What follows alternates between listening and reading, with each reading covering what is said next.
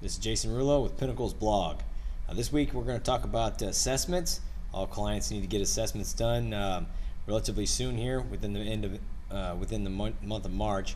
So you get about 2.5 weeks to get that done, and we're going to see where you're at. Generally, we do these things in January. We've just been so busy with everything and new trainers and whatnot. We've kind of been delayed, but by the end of March, I want everybody to have their new assessments for the new year, and then subsequently, we're going to come up with new goals.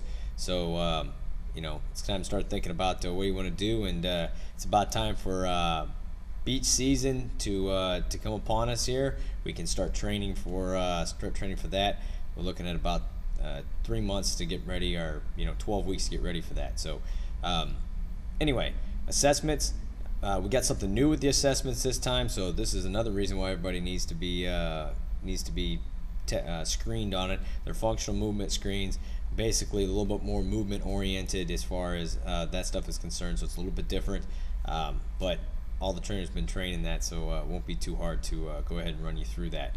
Also, May 1st, second time actually that we're putting you guys through this, the Armed Forces Fitness Challenge. We're going to do it May 1st, and we're going to do it again probably around the July 4th weekend.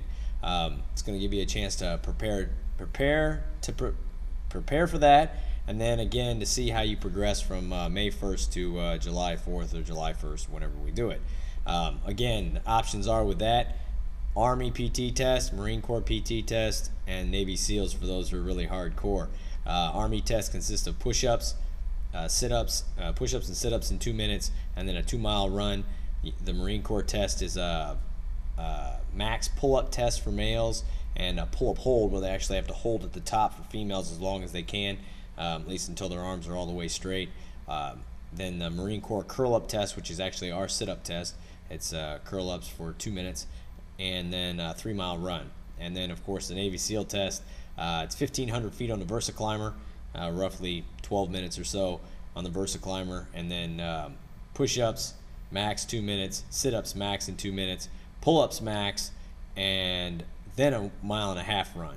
So it's a little bit more strenuous. Got an all-around test there. So don't think that you have to score at any certain level. The idea is that you score as best you can, and then when you come back and do it again in July, we'll see how well you do there.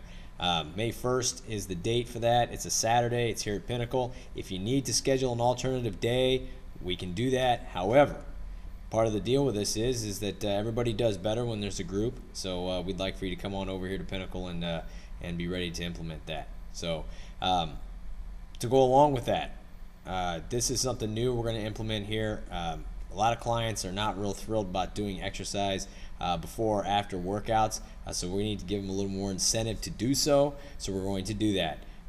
We're at is the Pinnacle Point system. Basically, what we're going to do is we're going to give you 1 point for every 15 minutes of intervals that you'll do prior to or after your workouts. The only time you get the point is if you do it before or after your workout. Your trainer has to see you do it. If you're at Monsanto or Covidian and you go up and tell the trainer, hey, this is what I'm going to do, okay, we'll go ahead and count it. But the trainer has to see you do it. So unless you're going to come in separate time to do it and make sure the trainer's there at that time, it's not going to count. 15 minutes before, 15 minutes after, 15-minute time frame, you get 1 point. You do 30 minutes of intervals, and you get 2 points. If you do straight cardio, you get on a treadmill and you go continuous distance, you only get 1 point for every 30-minute session. You're going to get more benefit out of intervals. You're going to work harder and things like that. So, and we've got the interval workouts already set up. You just ask your trainer for them. They can provide it for you. But that's what we're looking for. 15 minutes intervals before or after your workout. If you want to do cardio, that's straight cardio, that's fine. You're going to get a point for that, but you're just not going to get 2 if you do 30 minutes. Anyway, to go along with that, the rewards for that, once you get 15 points, you've amassed 15 or more points, we're going to give you a reward. That will vary depending on what you particularly like. Some people would want a massage, some people want free personal training, gift certificates, whatever. We'll determine that with the client, what they get.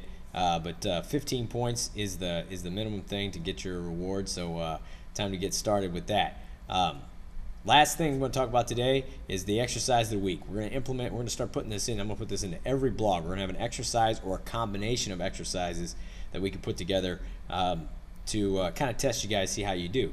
Test yourself. This is something you can write down the number and come back and try to do it again.